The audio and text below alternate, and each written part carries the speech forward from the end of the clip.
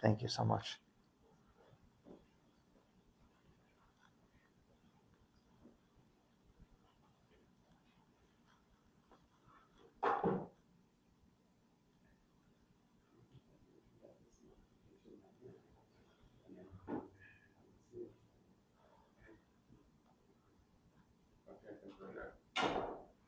Ready to roll?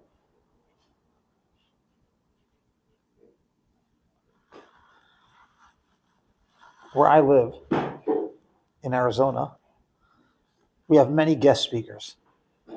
And the guest speakers come, and 70% of them, because they don't realize they're part of a pattern. For their experience, they're not part of a pattern. For their individual experience, they're just there. So 70% of them come and say something along the lines of, thank you for the warm welcome. And they giggle as though the joke that it's a warm welcome is something so exciting because it's so hot outside. And so I imagine that I'm part of a pattern of people that comes. It's my first time in the Deal Long Branch area. And that's not because I'm some myopic Ashkenazi guy who's always, in Muncie and Brooklyn and so on. It's just happens to be. I've never been here. And as my friend Yoni can tell you, I've been just about every place else. Somehow I haven't been here, and I'm sure I'm not the only one who, when they come here for the first time, says, I'm just immediately blown away by the beauty, the ruchaniyut, the exceptional experience just of the davening just now, of the seriousness and the commitment and the intergenerational and the building that we're in. I grew up totally modern in Skokie, Illinois. And so for the last 30 plus years, I'm trying to impress the yeshiva sha'olam by speaking in Ashkenazic fancy terms. Now I can go back to the way I really started speaking when I was a child and remind myself of just the havarav, how to pronounce words to make everybody feel comfortable. If I slip into yeshivish, again, it's just because of my desire to impress the crowd, and I just forgot what crowd it is. But I'm really overwhelmed. Thank you to Jonathan for setting up our shiur tonight. A special thank you to Torah Masorah, although this is not part of the Torah Masorah Shabbat of Chinuch. I'm here for the Torah Masorah Shabbat of Chinuch, and you'll have many great opportunities to learn from greater rabbis than I, and hopefully you'll come to spend time with me also over the next couple of days. Thank you to the Rabbanim of this shul. I'm really very, very moved by being here. So I want to share with you an idea that is, I think, as central to Jewish life as any, and it should be a zechut for the memories of the three rabbis we're going to speak about. The first that I'll talk about first is my own Rebbe, Harav Shmuel Yaakov Weinberg, the Rosh Hashiva of Ner Yisrael, Zichrono Livracha, whose 25th yahrzeit is next week. The second is my Rebbe through learning, the Slonim Rebbe, known the world over as the Nesivos Shalom, known perhaps here more accurately as the Netivot Shalom. And we're also going to touch on something very important from Rav Wolfson, Zichrono Livracha, who just passed away just a couple of weeks ago, the Mashgiach of Torah Vadas in Brooklyn. And it should be a zechut for all of their neshamot, the learning that we do, and it should be a zechut to anybody who's here for whatever it is that you need in your life, that you used your time to come learn. It should be a big zechut for you that we learn together tonight. There are 13 principles of Jewish belief. This was important to the Rambam to record in the introduction to the 10th parak in Sanhedrin, and it was later described in shorter words that we have in the Siddur. And it was probably important because even till this very day, people can use a phrase that this is a kind of Judaism, this is a kind of Yadut that's inaccurate, not true. And so the Rambam had to codify and describe what it is that Jews believe. And if you don't believe these things, on purpose, by accident, whatever it is, that's called apikorsut. That's not Yiddishkeit. So you can't just make up something and say, I don't hold Chas v'Shalom of Torah Sinai, and it's still Judaism. That doesn't work. So he told and he said there are 13 elements. Everybody knows many of them right off their heart. Everybody knows number 12. But the 13th one of these principles is, I believe with a full faith in Tchiyat HaMetim, that there will be a resurrection of the dead at the end of time. And the Rosh Hashiva Rav Weinberg Zichrono Livracha asked, why is it that that has to be one of the principles? Let's say you believe everything else. There's reward and there's punishment. Moshe is the father of all the Nevi'im. You believe that the Torah will never be changed. You believe Hashem made everything, was, is, and will be. All of the elements that we know to be the center of Jewish life. But what if you didn't believe, you believe everything, but you didn't believe that at the end of time, those who died will come back to life? It seems important, but on the surface, it's hard to understand why that's so essential that if you don't believe that, what you believe in is not called Yahadut, it's not called Torah Judaism. Why that, Tchiyat HaMetim? I don't think, I'm just guessing from my own experience, that everybody else's experience may be the same. I don't think we think about Tchiyat HaMetim a lot. I don't think we say, when we're focusing on our Yiddishkeit, about coming back, or about anybody coming back. Perhaps those who we miss and love, we think about it like that. But what if you didn't believe in Tchiyat HaMetim? Why is that so essential? So to answer that question, although the Rosh Hashiva answered it in very few words, and I'll come back to his answer later, I want to discuss with you another area of the Torah that everybody here knows. Everybody here knows that when Yaakov Avinu was running away from Esav, he left the house of Yitzchak and Rivka, and he's on his way. When he's running there, he encounters a place, and there he dreams. And when he wakes up from his dream, he says, Achen yesh Hashem b'makom hazeh v'anochi lo yadati. After all, or declaring, indeed, there is Hashem in this place, and I didn't know. What could that possibly mean?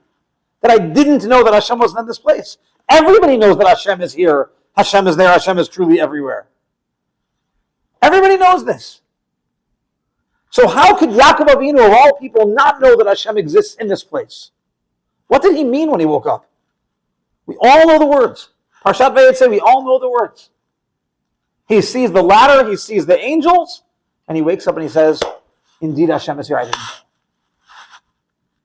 So regarding this, the Netivot Shalom says that there's a medrash, I told you I might slip, just trying to impress the yeshivish crowd. I'm trying to be more like Rabbi Daba, who I heard saying Ashkenazic terms in Scottsdale just 2 weeks ago. It says in the Midrash Rabbah and Breshit Rabbah, it says, Vayifga b'makom. He came to that place. Everybody here knows that that is a weird verb for arriving someplace. To arrive someplace is lavo or lahagia. Lifgoa means to come in contact with something, and it usually implies a sort of abrupt or violent contact. Even in modern Hebrew, lo aleinu, we know how it's used in even tragic terms. So, vayifga b'makom, Yaakov Avinu arrived or came in contact or abruptly smacked into the place. Vayalan Sham, he slept there. And then he saw this dream. Says the Medrash, it says like this. When he was Vayifga b'makom, the whole world, all of Olam Hazeh, stood up for him like a kotel, like a wall. And he couldn't pass it. And that's where he fell asleep and he had his dream. What does that mean? That the whole world stood up for him like a wall and he couldn't pass the place. The Slonimer Rabbi explains that at this point in Yaakov's life, he's 77 years old. He leaves his father's house, he's 63. Here he's 77. That's explicit. It's a Rashi in Toldot, but it's really a Gemara in Megillah, Daf Yud Zayin. He's 77 years old. Think about his life until now, and think about the life that he's about to enter into. Until now, what do we know about Yaakov Avinu? We know that he's Ishtam Yoshev Alim. Simple man dwelling in the tent of Torah. We know that he's just spent 14 years in Yeshivat Shem Ba'aver. We know about this man that he's learning. He's involved in spiritual matters all the time. In fact, he hadn't even slept over all those years. So what is going on with him? Now, he's been sent by his parents, and what mission has he been sent on? I want you to think about this really clearly, especially if you're single and you're worried about being married. Or maybe you're married and you've experienced being married. Here is a man who's been involved only in spiritual endeavors, and now he's going to get married. But he's not only going to get married to one wife. We don't know how much he knows in advance. But indeed, he's going to end up being married to 4 wives. He's going to build a family and have children. He's going to have 13 children. He's going to get a job. He's going to get the kind of a job that he speaks about, that I never was able to sleep. I was cold at night. I didn't tarry for one moment. So basically, this man, who's been learning full-time, he's the quintessential Korel rabbi.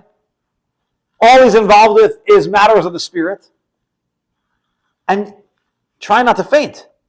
4 wives, 13 kids, 24 hours a day job. I mean, should we call it a disaster?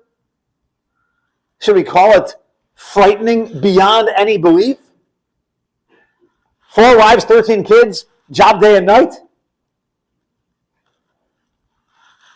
Yaakov Avinu had the right to believe, like the Gemara says in Brachot, Torah matehei aleh. What's going to be with my spiritual life?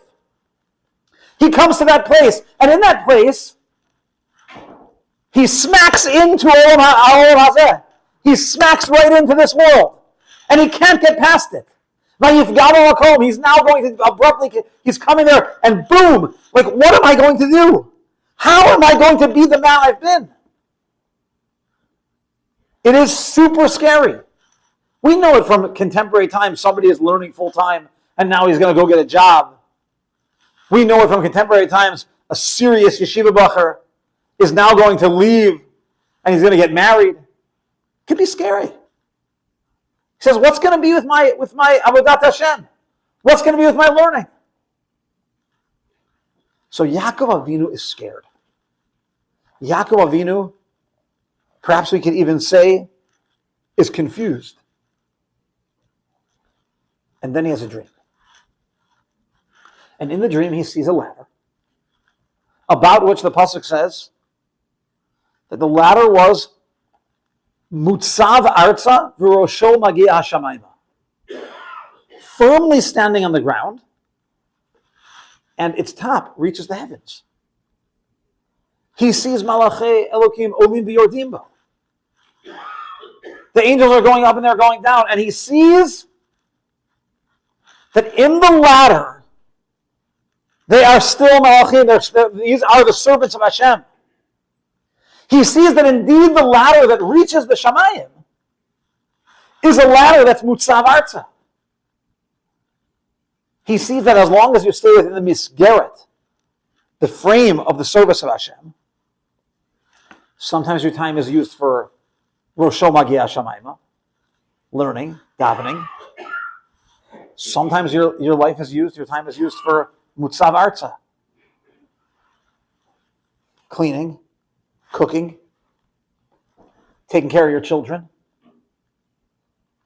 making a living, making the deposits. If you're the boss, you do everything. Sometimes you got to mop. And that mopping, if you are in the service of Hashem, if your life is to make a few dollars in order to be mechanech my children, to make a few dollars in order to have what I need to serve Hashem, If your eating is eating so that when I wake up in the morning and I eat something, I have the energy necessary lavodat boro, to serve Hashem. Nobody can live life that is only ruchni matters. That's silliness. The real truth is that what separates Torah Judaism from all other forms of faith, lahavdil, is that they think that there's life and spiritual life. And some people get rid of the physical. We know how they view their pastors and what their responsibilities are. Get rid of all the physical. And by the way, I'm not going to go into the details of this in a Beit HaKnesset like this, but every major religion besides Judaism has some element of rejection of the physical in order to get to the spiritual. Not us. We know that there's only one day of the year, Minat Torah, that you have to fast. And many, many, many days that you have to eat. We know that the highest spiritual spaces are achieved. Kodesh HaKadoshim, the Ramban says, about a husband and a wife. The highest spiritual matters are achieved by way of the physical, not by rejection of the physical. We know that Torah life is a life that incorporates food and marriage and children and business and everything. And that's what Yaakov Avinu saw. He saw that if you're making food, mamish, holy, you're making food not for the pleasure of your stomach. You're making food for the service of Hashem, so that you have the energy to serve Hashem. He saw that some things are Rosh Hashanah and some things are Mutzav Arza. And this concept cannot be overstated. In fact, the Mesilat Yesharim in Perek Chafvav 26 discusses the difference between Tahara, which is purity, it's a very, very high state, somebody who has gotten rid of all of the Yetzer Hara, and he's really, really pure. But that's here. What's above it is Kedusha. Kedusha, holiness, is above it. Asks them, Mesilat Yesharim, what's the difference? So he says, Tahara is getting rid of the Gashmiut and focusing on Ruchni. But above it is taking the Gashmiut into the place of the Ruchniut and using it for Ruchni purposes. That's higher. And he says something beautiful. I'm now paraphrasing. This is my own way of putting it together. If you had to take eating and put it on one side of a ledger, I like this sound of this a little bit more in Ashkenazi pronunciation. Ruchnius or Gashmius? Is eating spiritual or physical? Everybody would say, if they weren't in the middle of this discussion, they would say automatically, eating is physical. But what about when a Kohen eats a karban that provides kapara for the one who gave the karban? That act, when he's eating that, what is that? Of course it's spiritual. That's then the potential of your breakfast and your lunch and your dinner. That's what's possible. Jonathan gave me so much good food when we were together in Miami. I was tested. I don't know if it was all Ruchni, I'll be honest with you.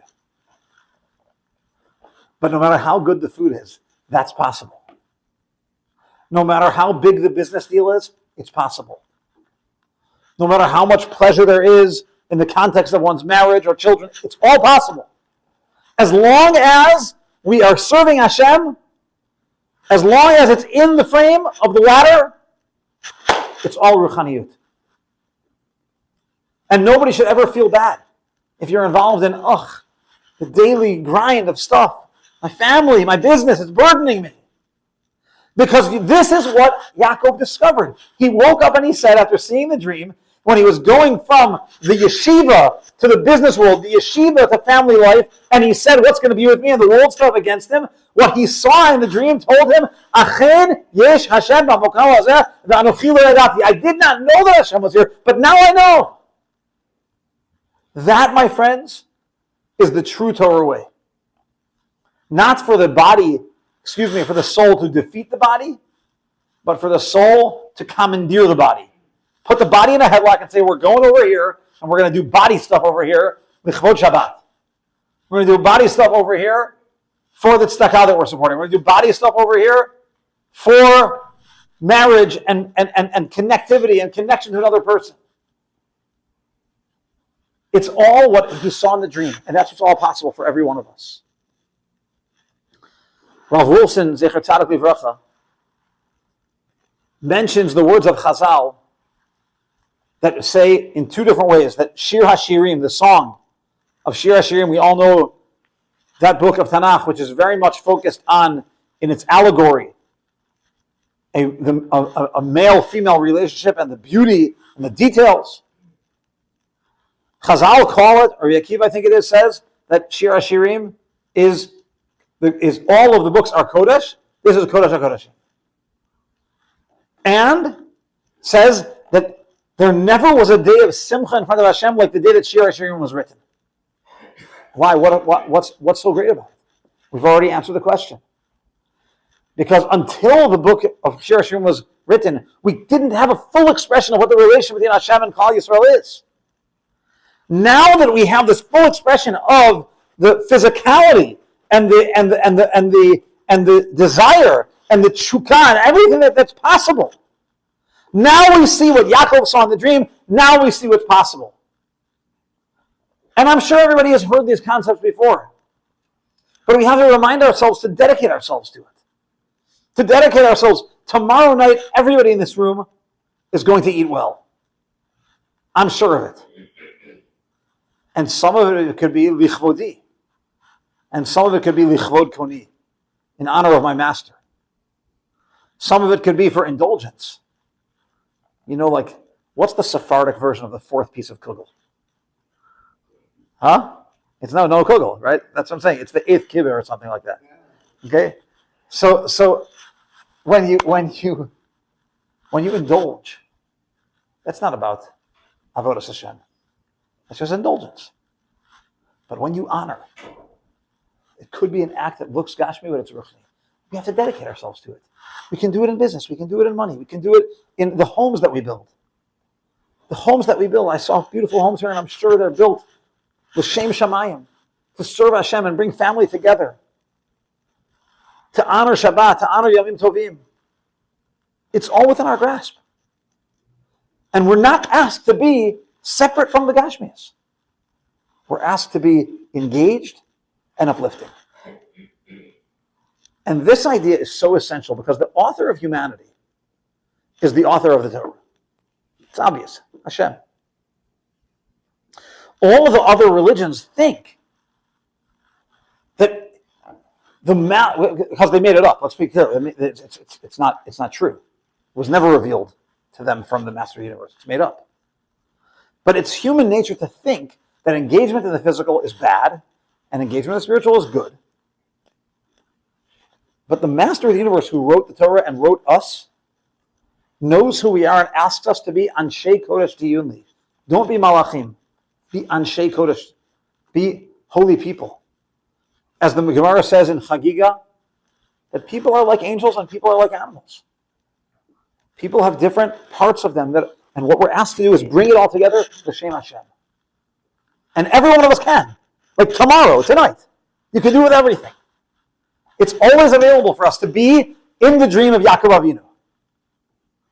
So Rav Wolfson says that that's the message of Shir HaShirim. That the same relationship that could be chas v'shalom towards lust and indulgence is one that's really about us and Hashem. We began with a question. Of why is it that Tchiyat HaMetim, the belief, the knowledge that Hashem will resurrect the dead, is one of the 13 essential beliefs of Judaism? What if I believed in everything but didn't believe in that? And I told you that we would speak about Rav Wolfson, we would speak about the Netivot Shalom, and we would speak about my Rabbi, my Rosh Hashiva, Zecher Tzadik Livracha, Rav Weinberg, whose Yortzeit is coming up in just 10 days. He said such an amazing thing. He said, without the belief in Tchiyat HaMetim, a person must believe that here we are in this world, and this world is body versus soul. And then, when it's all over, the body goes one way, and the soul the other way. Body goes into the ground, soul goes. If that's the case, then every person, you are the soul, and the body's been in the way. Tchiyat HaMetim says that the body and the soul will come back together. Rectified, purified, having gone through whatever it needs to go through, lo aleinu. We should all have it easy to come back together in the right time, soon. When the body and the soul, if the body and the soul would be separated for good, that would mean that the soul is better off when it doesn't have the body. That would reflect the religious beliefs of all the other nations. That the perfection is soul over here and body rejected. The belief in Tchiyat HaMetim shows exactly what the Jew knows. That the body and the soul are not enemies, they're partners. The body and the soul are partners designed to be together in order to serve Hashem properly. In fact, that's actually the model that happens every year, my friends, when we go from Rosh Hashanah, which is a wake-up call, to Aseret Yemei Teshuvah and Yom Kippur, which is correct your actions, stop being led by the animal inside of you. But the goal is Sukkot. The goal is the Yom Kippur Jew who's already sorted it out. This is microcosmic of life and correction and Tchiyat HaMetim. Now we're talking, you go into the sukkah, you're there, the family, the food, the everything, even the vegetables that you're shaking every which way. That's what the purpose of life is. There's a higher level, by the way, not for today's conversation, about Shmini Atzeret. Even higher when the props are put away and you only have the yichud, absolute yichud of husband and wife. But we experience this every year, and that experience is the experience that is the answer to the question.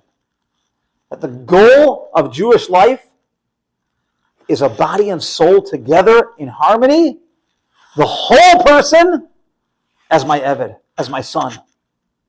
The whole person there. And as I said before, it's well within your reach every second. Every second. In the clothing that we wear, in the things that we buy, in the way that we approach relationships, in the way we approach food, in the way we approach business, in the way we approach money, everything, every single second. Because the only true Rosho Magia Hashamayma is from a sulam that's Mutzav Arza. When we have it all together. And so we've answered all the questions. If you don't believe in Tchiyat HaMetim, you must believe that the body and the soul go their separate ways. Belief in Tchiyat HaMetim means that the body and the soul are partners. And that's what Yaakov Avinu saw in the dream. And that's what Shir HaShirim reveals to us. Hashem should give every person here and every person everywhere the strength and clarity and wisdom to bring everything you have to Hashem. All that you've been blessed with. All of the beauty, all of the grandeur, all of the desire, all of the magnificence. Don't steal any of it from Hashem.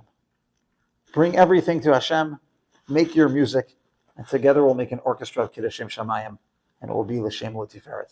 Have a wonderful Shabbat. Thank you so much.